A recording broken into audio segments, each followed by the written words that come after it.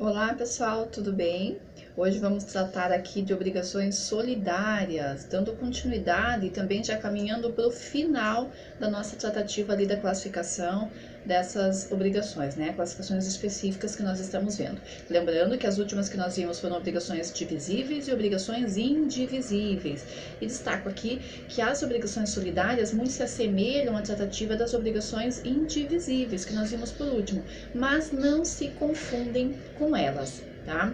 Então a gente tem ali do artigo 264 até o 285, percebam que são vários artigos, né? Muito mais extensa a tratativa dessas obrigações.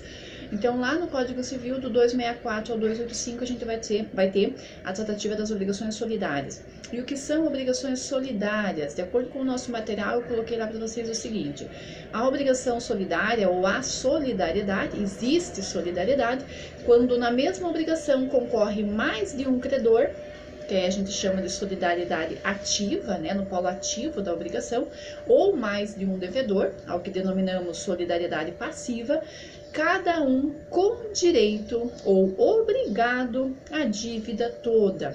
Isso quer dizer, eu vou falar de solidariedade, de obrigação solidária, quando eu tiver pluralidade, ou de credores, ou de devedores, ou ainda numa mesma obrigação, pluralidade de ambos, tanto de credores como de devedores. E aí, quando eu falo de solidariedade, eu tenho, né, uma premissa básica. Todos os devedores ou credores de uma obrigação solidária, se são credores, têm direito a dívida toda, de receber a dívida por inteiro. E se são devedores, estão obrigados à dívida toda. Então, todos os que são devedores solidários podem ser compelidos a pagar a dívida toda. E aí depois as consequências nós temos ali nos artigos seguintes, né? Eu coloquei para vocês um exemplo bem básico ali.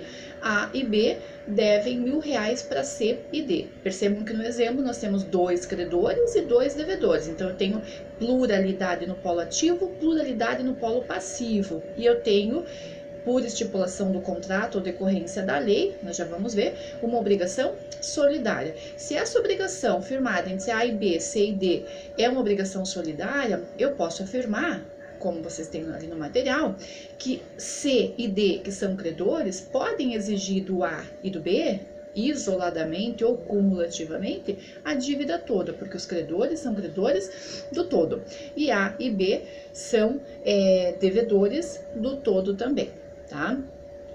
Uma coisa importante que nós temos na solidariedade é que solidariedade nunca se presume. Eu nunca vou presumir que haja solidariedade, né? Ah, não, acho que aqui é solidariedade. Não, ou está escrito no contrato, ou é da natureza da obrigação, ou decorre da lei.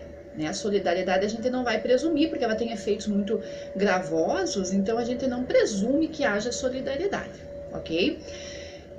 E aí eu coloquei para vocês os artigos, né, alguns exemplos de artigos de solidariedade legal que decorrem expressamente de lei. Depois vocês deem uma olhada lá, artigo 154, 585, 672, ou a possibilidade de você mesmo colocar, você obrigado ou participante de uma obrigação, estipular a solidariedade, como ocorre ali nas disposições feitas em testamento, né? Você pode colocar ali que A e B tem alguma obrigação que seja reputada solidária, certo? E aí as principais características das obrigações solidárias eu coloquei ali em forma de itens para vocês. Vamos falar delas agora e depois a gente trata no próximo vídeo de forma mais exaustiva, né? Então, primeira coisa, eu falei de obrigação solidária, eu tenho que ter em mente o quê? Pluralidade de sujeitos, ativos ou passivos, ou ainda ambos conjuntamente. Posso ter vários credores, vários devedores, ou numa determinada obrigação eu tenho 2 credores, mas só um devedor, 2 devedores e só um credor, tanto faz, né? Desde que haja expresso ali que seja solidariedade. Eu tenho multiplicidade de vínculos por essa consequência, né? Sempre independentes, ou seja, eu tenho vários participantes dessa obrigação, tenho vínculo de um com outro, de outro com um, né? Então eu sempre tenho vários participantes e vários vínculos. Eu tenho unidade da prestação, isso é bastante importante, né? Porque unidade da prestação, puxa, mas eu tenho vários credores, vários devedores. Essa unidade da prestação quer dizer, a prestação é uma só. Todos que estão devendo aquele todo.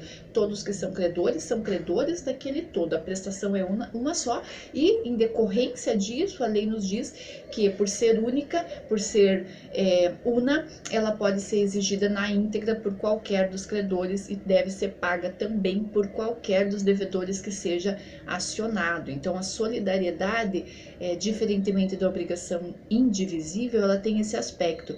Todo mundo que for acionado pode ser compelido a pagar o todo. Então, se for acionado, tem que pagar o todo, depois se resolve com os outros. E aí vocês vão me perguntar, ué, mas isso é muito parecido com a indivisibilidade, né? Que nós falamos na última aula. Pois é, só que a indivisibilidade eu tenho como consequência do cumprimento da obrigação essa possibilidade de exigir o todo de um só. Mas não porque há solidariedade, mas porque o objeto é indivisível. Né? Eu não tenho outro jeito de cumprir a não ser dessa forma por conta da indivisibilidade da obrigação. Aqui não, aqui a gente não está dizendo que a obrigação é indivisível, ela pode ser inclusive perfeitamente divisível, mas foi estabelecido pela lei ou pelo contrato que há solidariedade. E aí aquela regrinha de que eu posso exigir de um só o todo, ou aquele que for exigido judicialmente para pagar o todo sozinho, paga o todo sozinho, depois vai acionar os outros devedores para se ressarcir também, tá? Que é o tal do direito de regresso que a gente vai ver, né?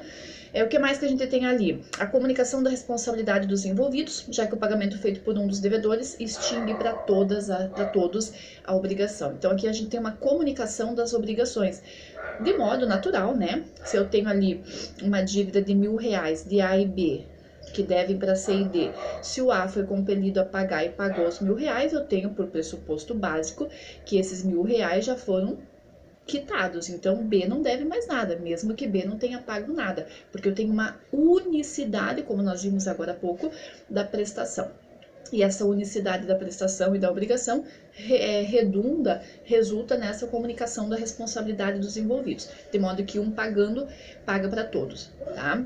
E um exigindo também é como se todos tivessem exigido. Claro que na prática isso traz problemas, e aí que entra o direito de regresso, que eu mencionei, tá? E por fim ali, ela pode ser ativa, passiva ou mista, né? Quando que vai ser ativa? Quando a pluralidade está no campo dos credores. Quando que vai ser solidariedade passiva? Quando a pluralidade e solidariedade está no campo dos devedores. Vai ser mista quando eu tiver solidariedade no campo passivo, solidariedade no campo ativo da obrigação, tá? E aí eu coloquei, para finalizar, eu vou mencionar um quadrinho que eu coloquei ali para vocês, para não confundir solidariedade com indivisibilidade, tá? A principal semelhança entre indivisibilidade e solidariedade, como eu já mencionei, é aquilo ali, ó. Tanto nas obrigações solidárias quanto nas obrigações indivisíveis, o credor pode exigir de um só devedor a prestação por inteiro. Então, se o objeto é indivisível, a obrigação é indivisível, não tem como cumprir de forma separada, cada uma a sua cota parte, o credor pode exigir só do A ou só do B, que ele cumpra a obrigação por inteiro, depois isso se resolve entre os credores, os devedores. Lembram lá? Que o devedor que pagou se subroga nos direitos de credor? Nós vimos isso na aula passada, isso na indivisibilidade. Na solidariedade também vai acontecer, de modo que esse é o único ponto em comum, a doutrina aponta como o principal ponto de contato entre obrigação solidária e indivisível. Mas as diferenças é que são os grandes atrativos dessas obrigações, né? Então eu coloquei ali no quadrinho, vamos lá. Acho que eu até vou deixar para o próximo vídeo para tratar especificamente lá, para a gente não ficar muito extenso aqui, tá bom? Beijo, a gente já se fala.